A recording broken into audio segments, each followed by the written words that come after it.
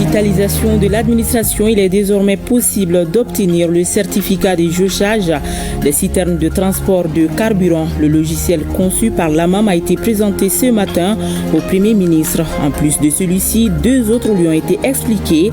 Ces plateformes devront permettre de réduire le temps de traitement des dossiers et assurer une bonne gestion des ressources. 3 membres du gouvernement en déplacement à Ségou pour s'enquérir du déroulement de la formation de la 6e cohorte du service national des jeunes. Il s'agissait pour le ministre chargé de la jeunesse et ses collègues du travail et de l'enseignement supérieur de galvaniser les 1539 recrues de la fonction publique avant leur déploiement dans les administrations à travers le pays. Les pays de l'AES comptent harmoniser leurs instruments juridiques. Les experts des 3 pays sont ici à Bamako à la faveur d'une réunion préparatoire en prélude à celle des ministres en charge de la justice du Mali, du Niger et du Burkina Faso. La chronique judiciaire s'intéresse ce soir au divorce. Entendez par là la rupture du lien conjugal prononcée par le tribunal à la demande d'un des époux. Autrefois rare, le taux du divorce est aujourd'hui très élevé malgré les tentatives de conciliation des tribunaux. Quelles sont les formes de divorce? Rendez-vous en fin d'édition avec Garibou Pérou. Voilà pour le sommaire, mesdames et messieurs, bonsoir et bienvenue. Je le disais à l'instant, le Premier ministre, ministre de l'administration territoriale et de la décentralisation, le général de division Abdoulaye Maïga a présidé ce matin la réunion du comité de pilotage de la digitalisation de l'administration.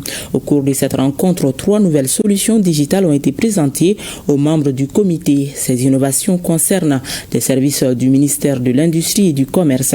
Et la bonne nouvelle est que désormais, il est possible d'obtenir le certificat de jaugeage des camions-citernes en moins d'1 heure contre 24 heures précédemment au niveau de l'Agence malienne de météorologie. Ces initiatives s'inscrivent dans une dynamique de modernisation de l'administration tout en luttant contre la fraude et augmenter les recettes de l'État. Reportage Mamari Kone et Aliou Touri.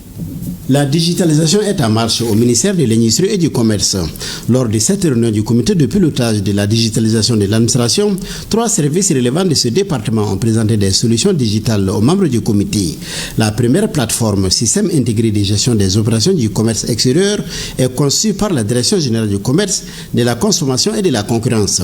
Aujourd'hui, nous pouvons dire avec la dématérialisation de la procédure de délivrance des intentions d'importation, ça permet de sécuriser totalement les circuits d'émission. Auparavant, des fausses intentions d'importation ou d'exportation étaient présentées à la Direction générale des douanes pour les formalités douanières. Aujourd'hui, cela n'est plus possible. Auparavant, des usagers présentaient des fausses patentes pour lever des intentions.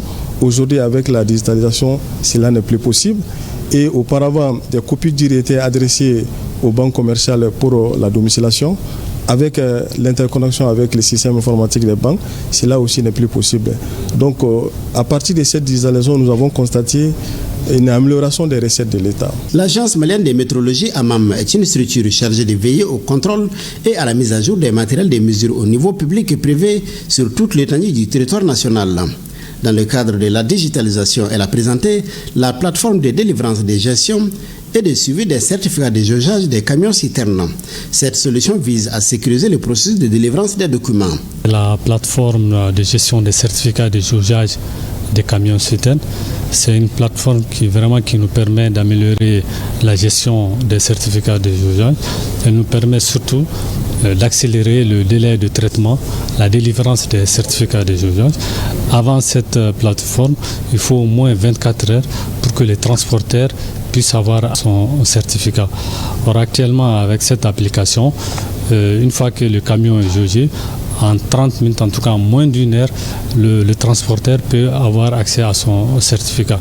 Et également, un autre avantage, c'est que ça nous permet vraiment de lutter contre l'établissement des faux certificats. Et aussi, avec cette plateforme, on met directement à la disposition des usagers ou les transporteurs les certificats de jugeage via un site web. C'est ensuite autour du MEREF FSD, mécanisme de refinancement des systèmes financiers décentralisés, de présenter Nia Soro, une plateforme qui facilite la mise en relation des acteurs économiques dans la transparence. Elle facilite aussi l'accès digital au crédit pour le financement des projets structurants. Après un premier passage devant le comité de pilotage et la prise en charge des recommandations, le secrétaire permanent de la réforme domaniale et foncière est venu présenter au comité de pilotage le programme de développement et de déploiement du système d'information foncière guichet unique du foncier. Ça comprend 3 activités principales. La première d'abord c'est la formation et ensuite il y aura la phase test, ce qu'on appelle la phase pilote de déploiement et ensuite il y aura l'opérationnalisation complète du système. Donc c'est en 3 phases qu'on va amener ce système-là et ça sera sur 3 mois, du mois de juillet au mois de septembre. Le foncier, c'est une activité transversale qui intéresse tout le monde. Et aujourd'hui, nous voulons atteindre 3 objectifs à court terme. La première, c'est d'abord réduire le délai de traitement des titres fonciers.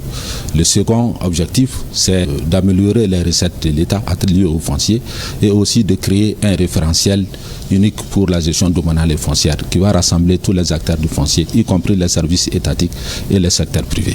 Les membres du comité de pilotage ont salué les experts pour la qualité des différentes présentations. Le Premier ministre, ministre de l'administration territoriale et de la décentralisation, le général des divisions Abdoulaye Maïga a invité les experts à préparer un rapport stratégique pour accompagner les processus de digitalisation. Pour le chef du gouvernement, la digitalisation s'articule autour de 3 piliers qui sont la transparence, le gain de temps et le gain financier. Toutes ces plateformes seront bientôt présentées au président de la transition. Une délégation du Conseil national de transition conduite par Alioune Gueye était au Maroc. Elle a pris part aux travaux de la 83e session du comité exécutif de l'Union parlementaire africaine. En plus du Mali, on notait la participation d'une vingtaine de délégations venues d'Afrique.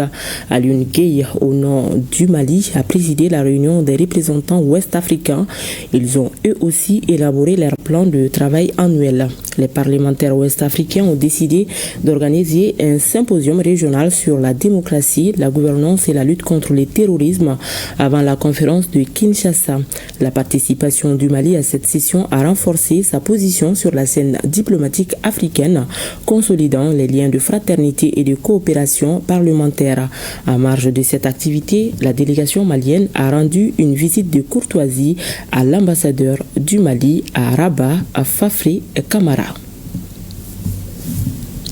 Je le disais, le ministre en charge de la jeunesse et de la construction citoyenne et ses collègues du travail et de l'enseignement supérieur étaient hier à Bafou en 4e région. Ils sont venus s'enquérir du déroulement de la formation des 1539 recrues de la fonction publique constituant la 6e cohorte du service national des jeunes. Il s'agissait également pour les visiteurs de galvaniser les recrues à plus d'engagement et d'assiduité pour le reste de leur formation avant leur déploiement dans les administrations à travers le pays.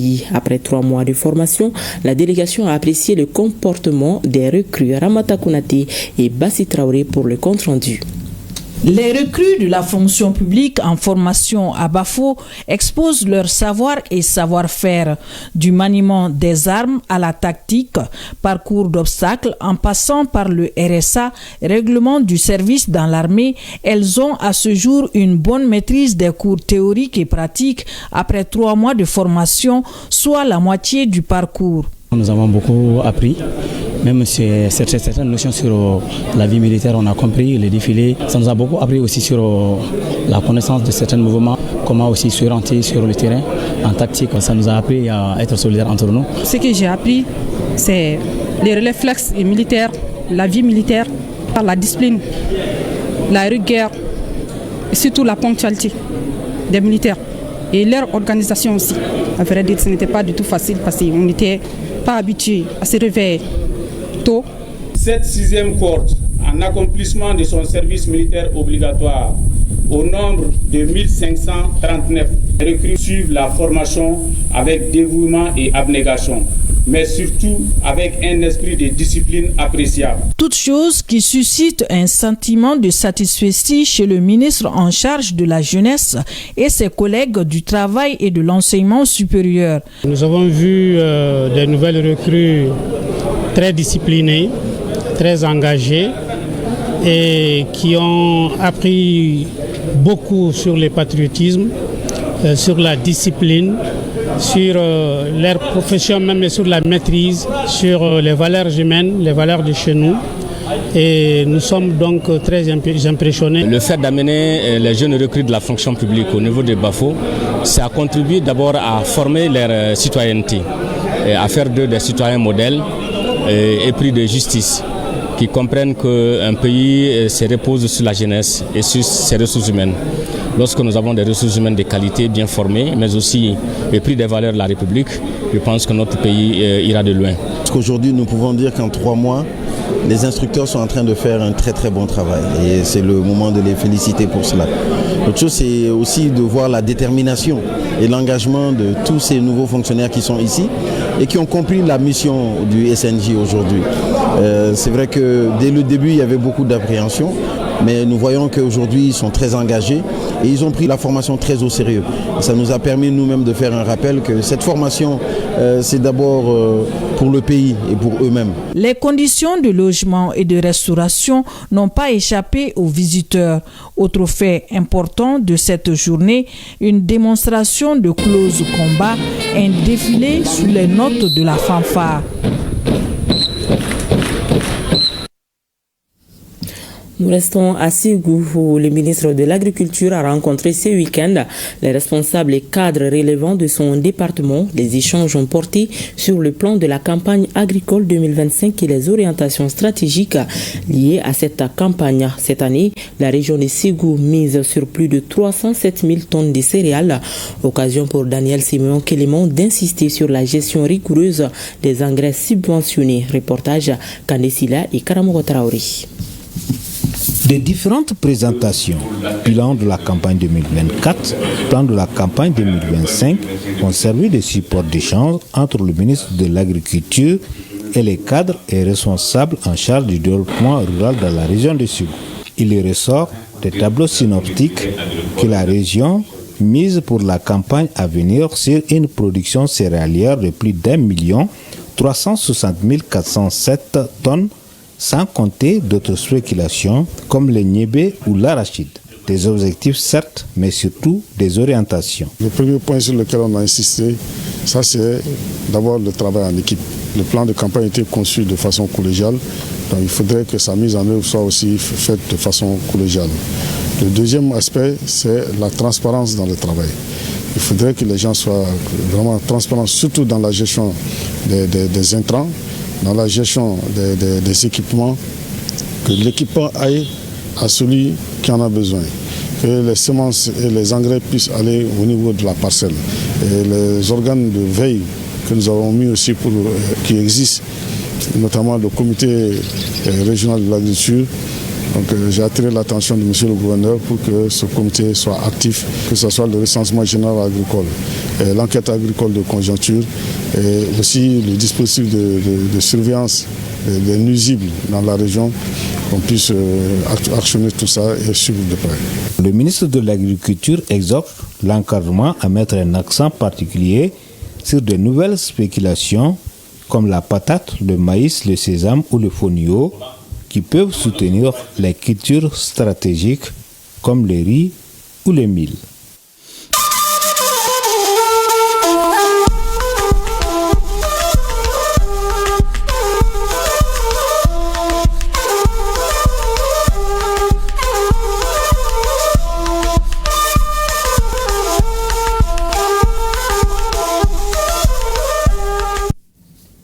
Les ministres en charge de la justice de l'AIS se réunissent à Bamako jeudi prochain afin d'harmoniser les différentes politiques. Mais en attendant, les experts balisent le terrain. La réunion préparatoire qui dure 2 jours s'est ouverte ce matin. Il s'agira pour eux de réfléchir sur 5 thématiques afin de renforcer et d'harmoniser les instruments juridiques pour une coopération judiciaire plus efficace au sein de la Confédération AIS. Boubacar Bablin Touré pour plus de précisions. Les pays de l'espace confédéral, en plus d'être liés par l'histoire et la géographie, ils font également face aux mêmes défis. Des défis liés au terrorisme et son mode de financement, le trafic de drogue et autres formes de criminalité transnationale organisée. Un enjeu qui nécessite une mutualisation de l'appareil judiciaire des 3 pays. C'est tout le sens de cette rencontre des experts de la justice des pays de l'AES. Une rencontre qui se tient en prélude à la grande réunion des ministres de la justice de l'espace prévue le 29 mai prochain. Après la signature du traité qui met l'accent sur 3 domaines de compétences délégués à la Confédération, à savoir la défense et la sécurité, la diplomatie et le développement, il s'agit d'amorcer la phase de l'opérationnalisation avec l'adoption et la mise en œuvre progressive des mécanismes administratifs et juridiques qui impliquent au premier chef des départements ministériels dans l'objectif de dégager des cadres d'échange, de concertation et de coopération dans les différents domaines pour le développement de notre espace commun. C'est en cela que cette première réunion des ministres chargés de la justice revêt une importance capitale pour le secteur de la justice, qui se doit d'être un des leviers majeurs pour la paix et la stabilité sociale dans notre espace commun, mais aussi pour le développement social et économique auquel aspirent les populations. Il s'agira pour ces experts de réfléchir sur 5 thématiques, à savoir l'uniformisation du droit de la Confédération AES, les modalités de création d'une cour commune de justice spécialisée dans les affaires de droit, de terrorisme, d'arbitrage et de médiation, les statuts et textes régissant les acteurs de la justice, la coopération judiciaire et pénitentiaire, l'étude des systèmes judiciaires et pénitentiaires des États de la Confédération de l'AES. Abordant les thématiques qui feront l'objet de nos échanges, je dirais que l'uniformisation du droit et les modalités de la création d'institutions judiciaires communes sont au cœur des réalités que vivent nos populations et les acteurs économiques qui aspirent à la paix et à la stabilité sociale à travers des mécanismes juridiques et judiciaires garantissant la lutte contre l'impunité, mais aussi la sécurité juridique et judiciaire indispensable au développement des activités économiques. Cette réunion, qui est une première, va regrouper ici à Bamako les ministres en charge de la justice du Mali, du Niger et du Burkina Faso. Le Premier ministre nigérien, ministre de l'économie et des finances, prend part à l'assemblée annuelle de la Banque africaine de développement BAD qui se tient à Abidjan. Les réunions de gouverneurs ont débuté ce matin avec à la clé les préparatifs de la transformation de l'économie du continent en une économie forte et résiliente. Les travaux aboutiront ce vendredi à l'élection des nouveaux présidents de la BAD. Envoyés spéciaux Abari Amiti et Ousmane Sani Abdou. Arrivé à Abidjan ce dimanche, le Premier ministre de l'économie et des finances Ali Mohamed Lamine a été accueilli par les officiels ivoiriens et la communauté nigérienne qui s'est mobilisée malgré leur tardive accueil chaleureux du gouverneur de la Banque africaine de développement pour le Niger. Le Premier ministre de l'économie et des finances Ali Mohamed Lamine prend part aux assemblées annuelles 2025 de la BAD, qui d'ailleurs ont débuté avec cette réunion du bureau du conseil des gouverneurs, assemblée annuelle avec pour thème tirer le meilleur parti du capital de l'Afrique pour favoriser son développement, thème qui permettra à la banque de collaborer avec les pays membres régionaux pour identifier les opportunités et mettre en œuvre des politiques spécifiques pour faire du capital de l'Afrique, capital humain, naturel, financier et commercial, le principal moteur de la transformation structurelle et de la transition vers des économies plus inclusives, plus vertes et plus résilientes au cours des prochaines décennies. Il s'agit également pour la BAD de s'intéresser à d'autres domaines transversaux tels que le rôle du numérique, des institutions robustes, transparentes et responsables et de la gouvernance afin de tirer parti du capital de l'Afrique pour favoriser son développement. Cette approche holistique s'inscrit dans la réalisation des objectifs de développement durable de l'accord de Paris sur le climat, de l'agenda 2063 et de High Five de la BAD. Cette assemblée annuelle qui se tient à Abidjan est décisive. Un nouveau président sera élu à la tête de cette institution. Le Premier ministre de l'économie et des finances Ali Mohamed Lamine, gouverneur de la BAD, a pris part aux réunions de gouverneurs tenues à huis clos.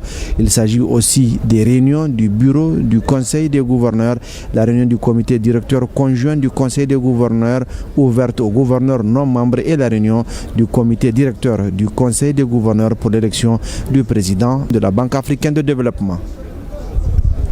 Au Burkina Faso, les prix des médicaments essentiels et les consommables médicaux servis par la centrale d'achat de médicaments connaissent une baisse depuis hier. Ces mesures concernent la vente de ces produits dans les formations sanitaires publiques et privées conventionnées. Cette baisse prend en compte les consommables médicaux essentiels et découle de la volonté du président du Faso, le capitaine Ibrahim Traoré, de créer les conditions d'un meilleur accès à des soins de qualité au Burkinabé. L'information a été donnée hier par le ministre de la Santé au cours d'une conférence de presse en présence de Moumouni Wanga. Les prix des médicaments essentiels génériques et consommables médicaux connaissent une baisse depuis hier 26 mai sur toute l'étendue du territoire burkinabé. Des mesures applicables dans les formations sanitaires publiques et celles privées conventionnées. Des mots du ministre de la Santé à ce rendez-vous avec les professionnels des médias. Si ces réductions concernent tous les produits servis par la CAMEG, elles reposent sur une base de 71 médicaments essentiels qui répondent aux problèmes de santé prioritaires des populations. Le taux de marge des dépôts répartiteurs de district passe désormais de 7,5% à une marge de 6% avec une marge moyenne des produits fixés à 4,31%.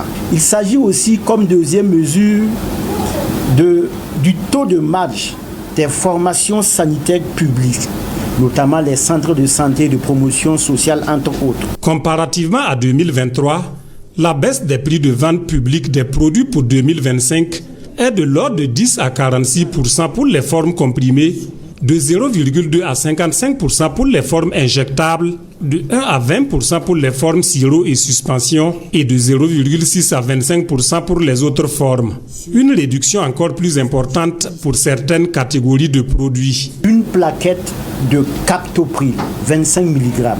Il s'agit d'un médicament anti-hypertenseur de haute qualité. Ce médicament va passer de 140 francs CFA à 75 francs CFA, soit une réduction de 46%. Et pour un traitement de 3 mois, le patient va économiser un peu plus de 1200 francs CFA par rapport à l'année 2024. Pour l'insuline, qui est utilisée dans le cadre du traitement contre le diabète, l'ampoule va passer de 2750 francs CFA à 2500 francs, soit une réduction de 9% pour un traitement de 3 mois. Avec une injection journalière, le patient va économiser 22 500 francs CFA par rapport à l'année 2024.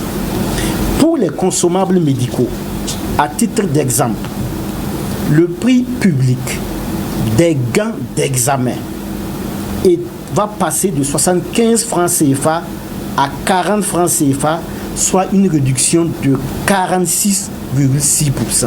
L'ampoule du sérum antivenimeux passe de 21 833 francs CFA à 2000 francs CFA pour une contribution annuelle de la CAMEG à hauteur de 166 millions de francs CFA. Dans la même dynamique, plus de 315 millions de francs CFA sont consentis par an pour une baisse des coûts de vaccins anti-méningocoque et anti-amaril, pareil pour les antirabiques. Pour ce qui est de la disponibilité des produits, le ministre de la Santé rassure. Au dire du ministre de la Santé, ces mesures sont rendues possibles sur instruction du chef du gouvernement, conformément à la vision du président du Faso, le capitaine Ibrahim Traoré. Celle de garantir à tous les Burkinabés un meilleur accès des services, des prestations et des produits de santé de qualité.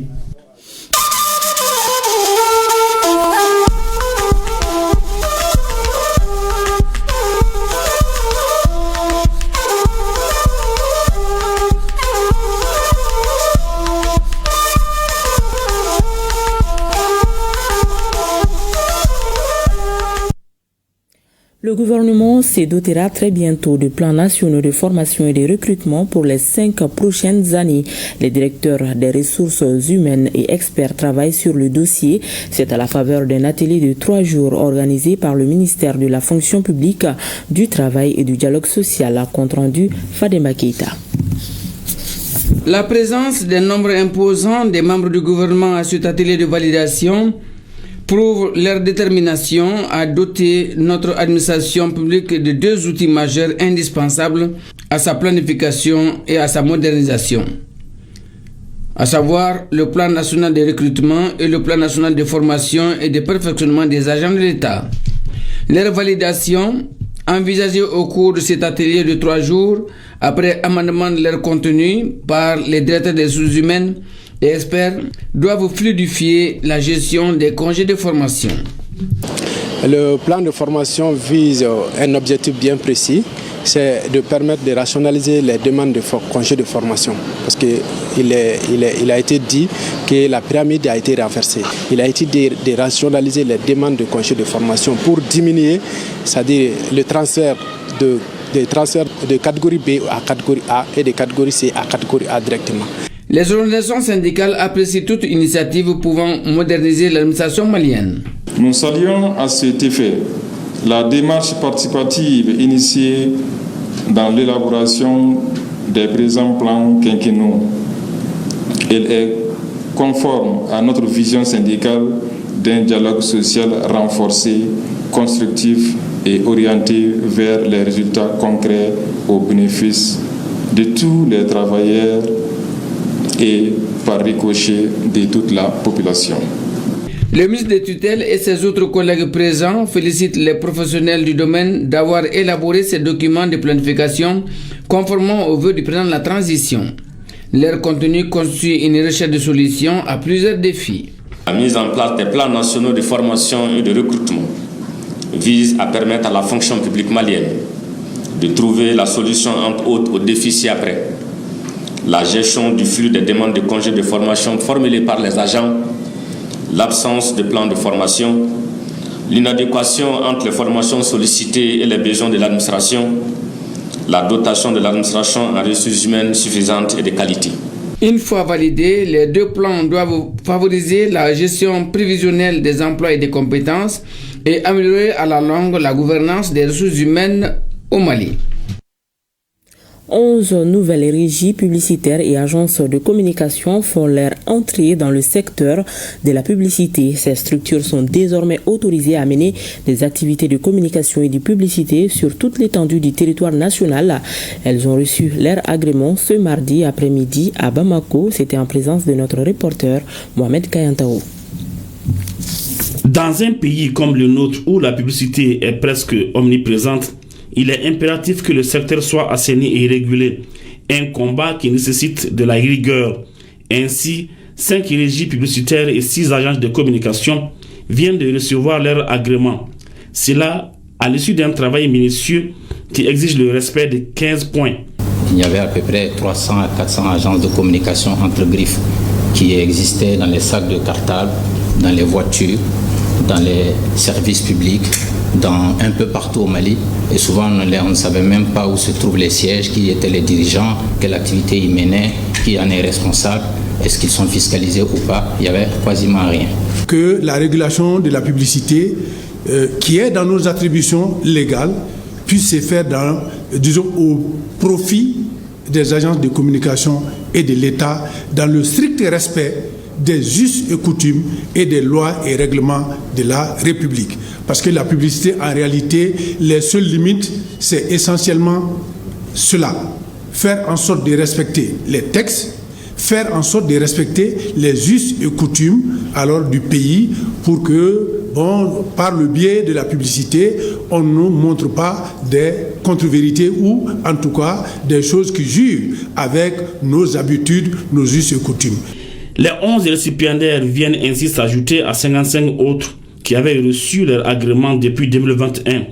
Engagés dans la lutte contre la concurrence déloyale, le ministre de la Communication, de l'économie numérique et de la modernisation de l'administration exhorte les acteurs du secteur à ne pas traiter avec les entreprises qui ne sont pas en règle. Le département est là pour vous et nous allons vraiment travailler avec le GEPAC dont je salue les responsables ici pour vraiment bien encadrer la fonction. Nous allons directement interdire à tous les opérateurs au Mali de ne travailler qu'avec vous qui êtes en règle et aidez-nous en cela. Chaque fois que vous voyez une agence qui n'est pas en règle et qui triche, il faut la dénoncer. Je voudrais vraiment féliciter le GEPAC, féliciter les nouveaux récipiendaires et leur souhaiter la bienvenue dans cette haute et très stratégique fonction d'agence de publicité et de communication. Plusieurs autres personnalités ont pris part à cette cérémonie. Cérémonie couronnée par la remise d'attestation à une vingtaine d'agences de communication ayant participé à une session de formation initiée par le FAFPA. Des pertes estimées à des centaines de millions de francs CFA, c'est le triste constat de l'incendie survenu au niveau de l'usine de la société de distribution des marques Sodima Sarl dans la zone industrielle ce week-end. Le ministre de l'Industrie et du Commerce, Moussa Alassane Diallo, s'est rendu ce matin sur les lieux. C'était pour constater les dégâts et apporter le soutien du gouvernement à l'entreprise. On en sait plus avec Daouda Kouni. Le ministre de l'Industrie et du Commerce, Moussa Alassane Diallo, apporte le soutien moral aux responsables de la société de distribution des marques Sodima Sarl. Dans une visite guidée, Moussa Alassane Diallo a fait le tour des magasins. C'est toujours regrettable de constater des incendies qui se déclarent dans nos marchés, dans nos unités industrielles. Mais notre présence aujourd'hui sur le site s'explique aussi par le soutien que nous voulons apporter au président de l'État général de la Sodima, M. Oumar Diangandou, lui apporter notre soutien, notre accompagnement, notre compassion par rapport à cette catastrophe que l'usine Sodima a connue. Et je vais d'abord remercier aussi le ministre qui s'est déplacé pour nous apporter son soutien, ainsi qu'à toutes les personnes qui sont passées avant lui et qui nous ont apporté leur soutien. Nous avons eu ces incendies et nous acceptons ce fardeau que Dieu a mis sur nous. Le magasin, il y avait en 3 parties. Donc en première partie, c'était l'usine de packaging. Et en deuxième partie, il y avait le produit fini et les matières premières. La troisième partie, c'est à peu près la même chose aussi. Le magasin qui a pris feu a une capacité de 480 000 cartons. Les produits qui s'y trouvaient sont estimés à plus de 3 milliards de francs CFA. Pour éviter de telles pertes, le respect des mesures de sécurité s'avère nécessaire, dira le premier responsable du département en charge de l'industrie. Je dis et je répète, investir dans la sécurité incendie dans une usine est un investissement rentable, même s'il n'y a pas d'incendie. Parce que c'est par mesure de sécurité, c'est par prévention, c'est par anticipation qu'il faut prévoir ces investissements-là, de façon à ce que le jour où ça arrive, on puisse les maîtriser dans les meilleurs délais et pour que ça fasse moins de dégâts au niveau humain et au niveau matériel. La Sodima Sarl est une société spécialisée dans l'importation, la production et la distribution des produits agroalimentaires et de grande consommation. Hajj 2025, l'ambassadeur du Mali à Riyad et le consul du Mali à Djeddah ont dîné hier à Médine avec l'ensemble des pèlerins. Ils s'y sont rendus également sur les sites d'hébergement pour s'enquérir de leurs conditions sur place à Médine.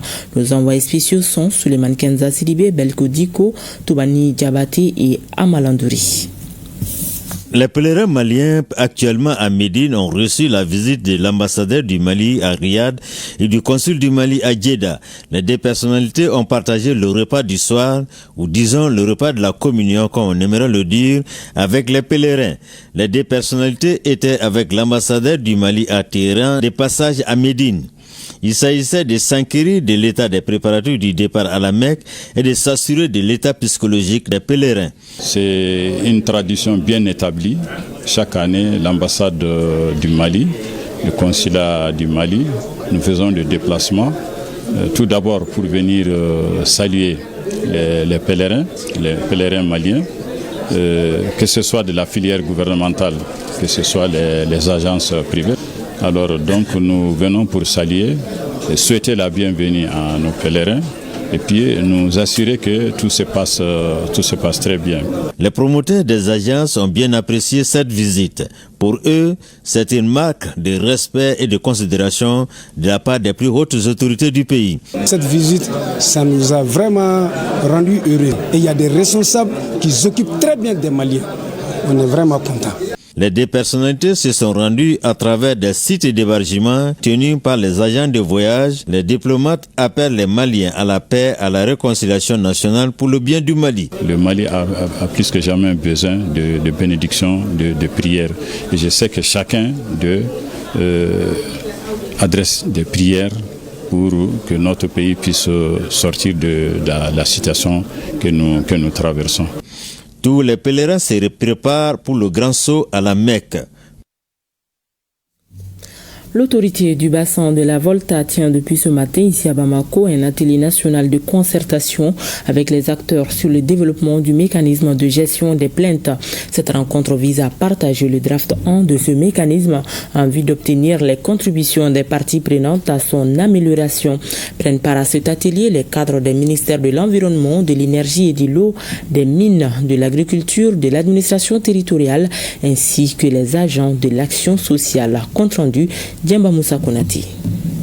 Le mécanisme de gestion des plaintes est un dispositif de collecte et de gestion des plaintes liées aux activités du projet d'amélioration de l'environnement propice à la gestion durable et équitable des ressources en eau dans le bassin de la Volta Pajéreux. Dans le cadre de ce projet d'assistance technique, certaines études ont été menées pour la concrétisation du barrage multi-usage de Noumiel à cheval entre le Burkina Faso, la Côte d'Ivoire et le Ghana. En plus de ces études, le projet a élaboré un nombre d'instruments de sauvegarde environnementale et sociale dont le mécanisme de gestion des plaintes.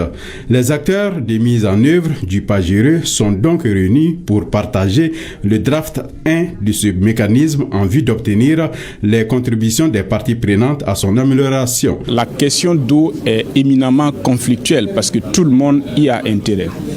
Donc, si on veut réaliser un projet, on veut que ce soit un projet paisible. Et on sait qu'il peut y avoir des conflits. Donc, déjà, il faut prévoir comment on gère ces conflits pour que le projet puisse se réaliser dans la paix. Les acteurs de mise en œuvre de ce projet de l'autorité du bassin de la Volta estiment que les différentes actions constituent des leviers essentiels pour lutter contre la fragilité et permettre de renforcer durablement la résilience des pays du bassin. Ce projet, comme l'indique clairement son intitulé, s'inscrit dans une dynamique de création d'un environnement favorable à une gestion durable et équitable des ressources en eau dans le bassin de la Volta. Il ambitionne, entre autres, de répondre aux besoins cruciaux d'information et de connaissances sur les ressources en eau du bassin, de promouvoir une planification intégrée du développement et de la gestion de l'eau et de favoriser un consensus autour de l'avancement du projet stratégique de barrage de Noumiel. Avec ce projet, on a de l'espoir. On a de l'espoir pour nos populations, on a de l'espoir pour les dames qui sont là, qui vont aller chercher de l'eau jusqu'à 5-10 km. On a de l'espoir aussi pour les familles avec ces grandes pluies-là où ils ne savent même pas où partir. Les Pajéreux concernent le Bénin, le Burkina Faso, la Côte d'Ivoire, le Ghana et le Mali. Remise d'un important lot de vivres et de non-vivres aux populations sinistrées de 5 cercles de la région de Koutiala. Ces dons est de la Banque mondiale à travers le projet de résilience urbaine de Bamako dénommé Pruba qui profite à 2355 personnes réparties entre 398 ménages. Les détails avec Brima Kone et Amadou Doulou. Le chef de l'exécutif régional procède à la remise d'un important lot de vivres et de non-vivres à 12 communes des cercles de Koutiala, Konségela, Mpesoba, Molobala et Yorosso. C'est dans la mouvance de la mise en œuvre de la composante intervention d'urgence contingente du projet de résilience urbaine de Bamako dénommé Pruba. C'est une initiative de la Banque mondiale. Cette opération de distribution va toucher un total de 2385 personnes sinistrées au nom de la population de Koutiala et au mien propre. Je remercie le projet de résilience urbaine de Bamako, Pruba, pour tous ses efforts consentis, pour son accompagnement indéfectible aux couches vulnérables en général et particulièrement pour la cause des personnes sinistrées de la région de Koutiala. Par la même occasion, j'invite d'autres partenaires de bonne volonté à se joindre au Pruba pour soulager les souffrances des sinistrés de la région de Koutiala.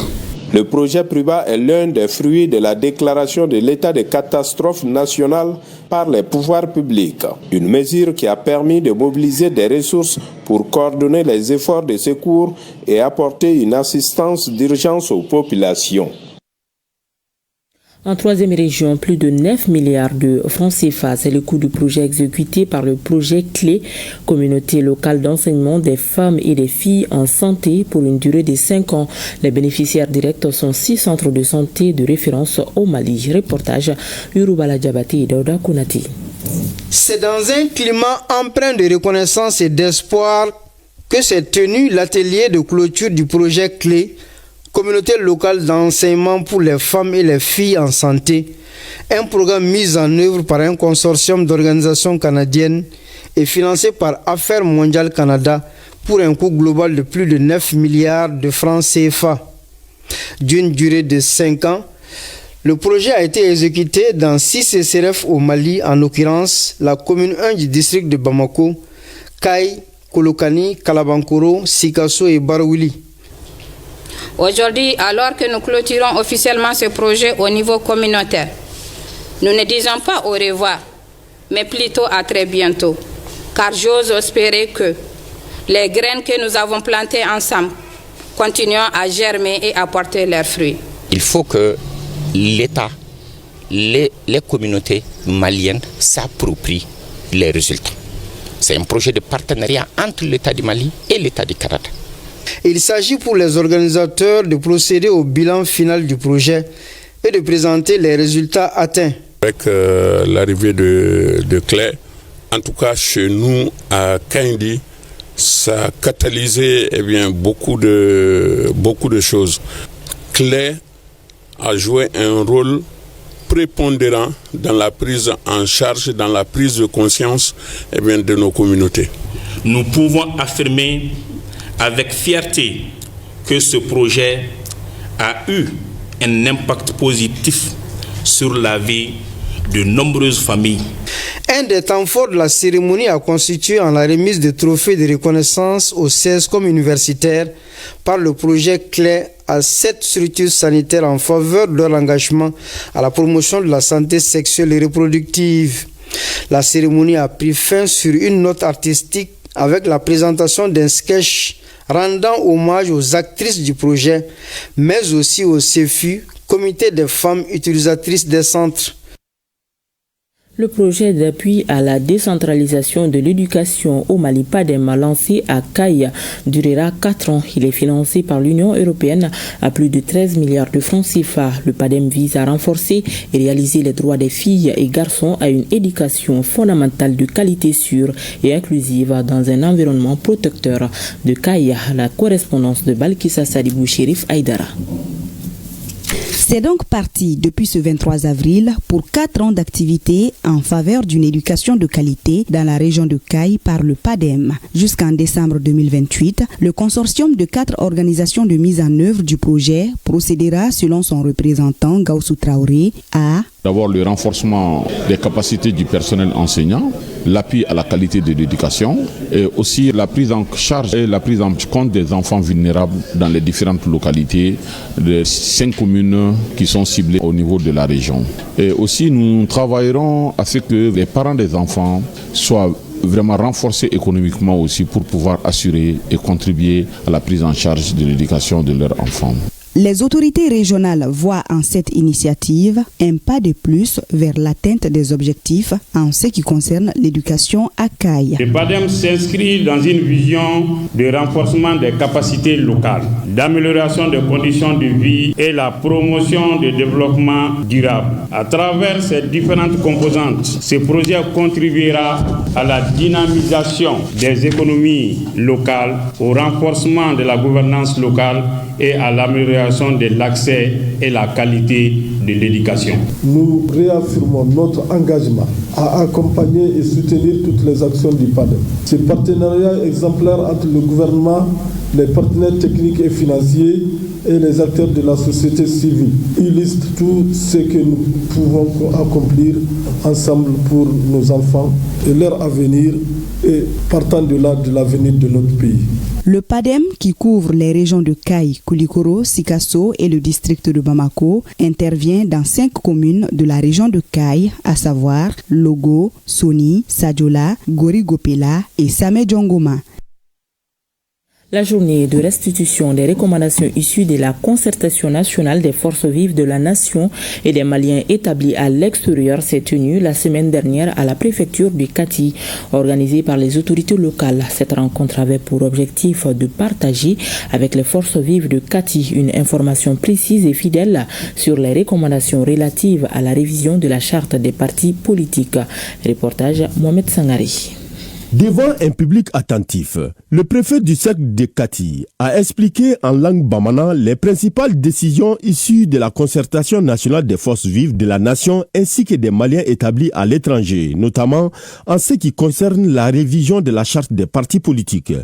Parmi les sujets abordés, la question de la dissolution des partis politiques a reçu une attention particulière avec des explications détaillées pour mieux éclairer les participants.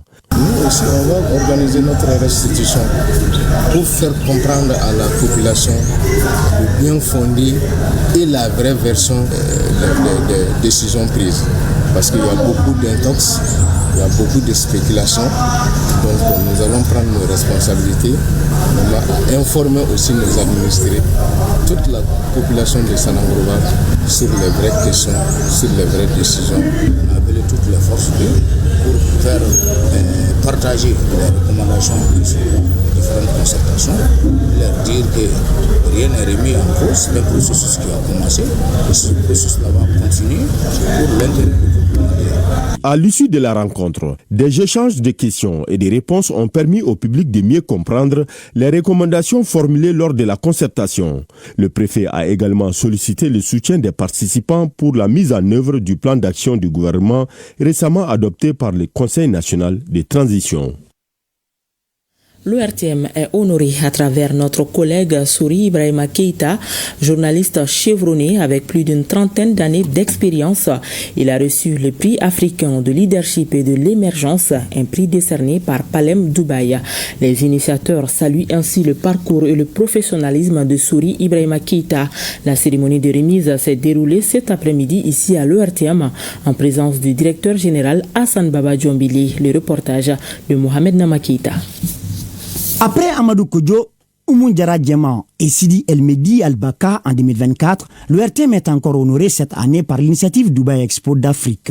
C'est à l'unanimité des membres du jury que la commission a décerné les prix africains du leadership et de l'émergence au journaliste et réalisateur Souri Ibrahima Keita, SIC pour les intimes, pour l'ensemble de ses œuvres et le modèle qu'il incarne dans l'exercice de ce noble métier depuis plus de 30 ans. La commission qui s'occupe du Mali, qui a donné le nom de Souri, voilà, moi je le connaissais de juste savoir, voilà, depuis à l'enfance. Donc maintenant, après constat, on a vu vraiment qu'il mérite ce trophée, le prix de l'excellence pour l'ensemble de sa carrière. Cette reconnaissance de Palem à l'endroit de Souri Ibrahima Keita est saluée par le directeur général de l'ORTM, Hassan Baba Djombili. Penser à un journaliste de l'ORTM en tant que DG, je pense que c'est un honneur.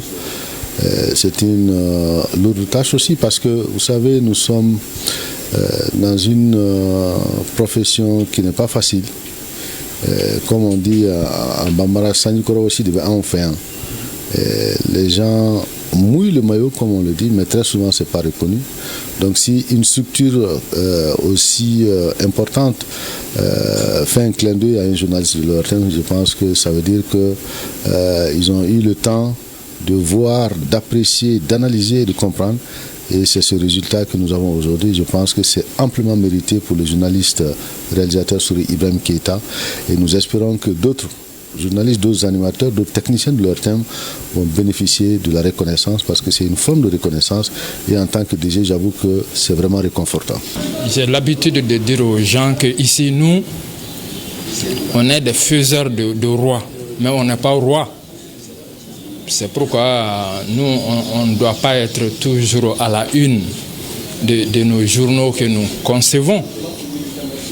Mais pour quelques rares fois, s'il y a des clins d'œil comme c'est le cas aujourd'hui, on devient roi. Donc je suis ému, mais aussi je crois que c'est un signe pour me dire il faut mieux faire. Vous pouvez mieux faire et vous devez mieux faire.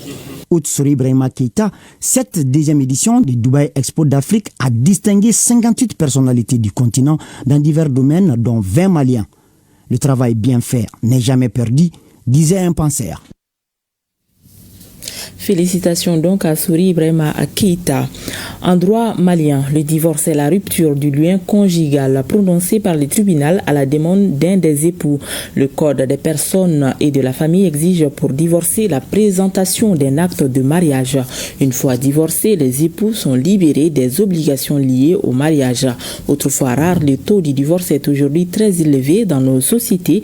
Malgré les tentatives de conciliation des tribunaux, le divorce est fréquent au point que certains pensent qu'il y a plus de dossiers de divorce dans les tribunaux que les demandes de mariage dans les mairies. Quelles sont les formes de divorce? Les réponses dans la chronique judiciaire avec Garibou Pérou et Idrissa Traoré. Chaque année, des milliers de couples au Mali mettent fin à leur union. Presque banalisé, le divorce n'est plus un tabou comme c'était dans le passé. Pour un oui ou un non, il se précipite devant un juge et le mariage vole en éclats. C'est le tribunal qui prononce le divorce. Mais pour présenter une demande de divorce devant un juge, il faut avoir un acte de mariage dûment établi devant l'officier d'état civil. Plus ou moins antagonique, nous avons en droit malien plusieurs cas de divorce. Les époux peuvent décider de divorcer par consentement mutuel. Dans ces cas, ils vont présenter une demande conjointe au tribunal pour demander le divorce. Et cette demande conjointe est accompagnée d'une convention de divorce.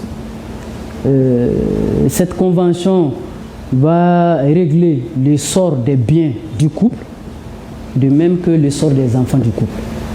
Les très jeunes couples ne sont pas autorisés à demander, c'est-à-dire tous ceux qui n'ont pas fait 6 mois de mariage ne sont pas autorisés à venir devant le juge solliciter un divorce par consentement mutuel. Et après le délai de réflexion aussi, le couple a un délai maximum de 6 mois pour renouveler. Si après le délai de réflexion, vous faisiez 6 mois sans venir renouveler votre demande de divorce, la première demande est caduque. Nous avons aussi le divorce par altération du lien conjugal. Ce qui est le divorce pour rupture de la vie commune, là, ça c'est une forme de divorce pour les couples séparés, de fait plus de 3 ans. Ça peut être pour des raisons d'abandon, ça peut être pour des raisons de voyage, ça peut être pour des raisons professionnelles dans un autre état ou bien une autre région. Mais si le couple fait 3 ans sans vie commune, l'autre est en droit de demander le divorce pour rupture de la vie commune. Mais la loi continue pour dire que le conjoint qui pense que la rupture est insupportable pour elle, pour des raisons de santé, vu l'âge du mariage, même sa situation morale, peut s'opposer à ce divorce pour rupture de la vie commune. À côté de ces divorces hybrides, nous avons les divorces pour faute. Plus conflictuels, les divorces pour faute impliquent une procédure plus longue. Là, les causes de divorce sont définies par la loi. Il suffit de regarder le 352 du Code des personnes et de la famille. Et si l'une des causes est là, l'autre conjoint peut demander le divorce. La loi dit quand il y a excès et injure grave et répété, l'un des époux peut demander le divorce. S'il y a un refus pour l'autre aussi de satisfaire ses obligations essentielles pour le mariage, vous pouvez demander le divorce. Et quand il y a une condamnation à une peine grave. Comment un juge tranche par exemple la garde des enfants, le partage des biens et la pension alimentaire? La loi dit la garde revient à l'époux au profit duquel le divorce a été prononcé. Ça c'est le principe. Mais cette garde accordée par le juge, c'est une mesure provisoire et à tout moment, la garde peut être modifiée. Si on prend la charte africaine sur le bien-être de l'enfant, c'est-à-dire les enfants qui ont au moins 14 ans, on peut les écouter pour savoir avec qui ils veulent rester. Mais en pratique, les gens se gênent. Faire venir un enfant pour dire vous voulez rester avec papa ou bien vous voulez rester avec maman, les gens se gênent un peu parce que l'autre va se dire ah, puisque vous avez choisi l'autre, sinon ce n'est pas interdit. Le divorce a des conséquences sociales et économiques. En matière de divorce, personne ne gagne. Ça, c'est une réalité. Les deux époux sont perdants, de même que les enfants. Quand on est marié, la femme est soumise au devoir d'obéissance. Le mari doit protection à sa femme, les épouses se doivent respect, fidélité, protection mutuelle. Tous ces devoirs disparaissent. La femme qui obtient le divorce, c'est-à-dire si le divorce a été prononcé au profit de la femme, évidemment, non seulement en fonction de la précarité après le divorce, elle peut demander une pension alimentaire à l'époux qui a les moyens. Et ce dernier est tenu de verser le montant fixé par le juge jusqu'à son remariage pendant un délai de 5 ans. Et si le divorce est prononcé au tort exclusif du mari aussi, elle peut demander réparation. Et le montant, c'est le juge qui l'apprécie. Le mariage peut être dissous par la mort d'un des époux ou par le divorce légalement prononcé. Bien au-delà d'un simple acte juridique, le divorce laisse des cicatrices invisibles, des cœurs brisés et parfois ce sont des enfants sous le choc, égarés entre deux mondes. Et la campagne d'information sur les actions du gouvernement Malikoura Tassira, saison 3, 2 mars, ce soir sur ORTM 1 et ORTM 2 à 21h30. C'est le ministre de la Défense et des anciens combattants, le général de corps d'armée Sadio Kamara, qui est l'invité de ce premier numéro. Les échanges portent sur les acquis du département en matière de lutte contre le terrorisme, de formation et d'équipement des forces armées, les défis ainsi que les perspectives. Émission à suivre à 21h30 dans nos programmes et en synchronisation avec ORTM2. Ainsi s'achève donc cette édition que nous avons eu le plaisir de vous présenter. Merci à vous de l'avoir suivi. À demain, même heure, même plateau, s'il plaît à Dieu.